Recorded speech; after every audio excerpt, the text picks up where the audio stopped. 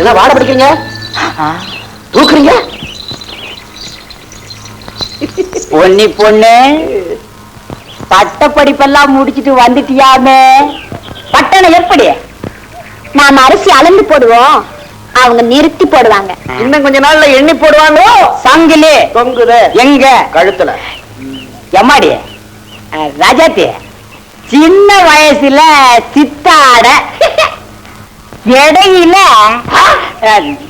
நடு வயசுல பாவாட, அப்புறம் மேலாட.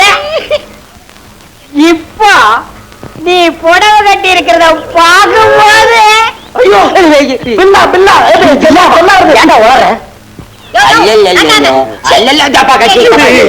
பிள்ளைங்க மேல கொல்லி கட்ட வைக்காத.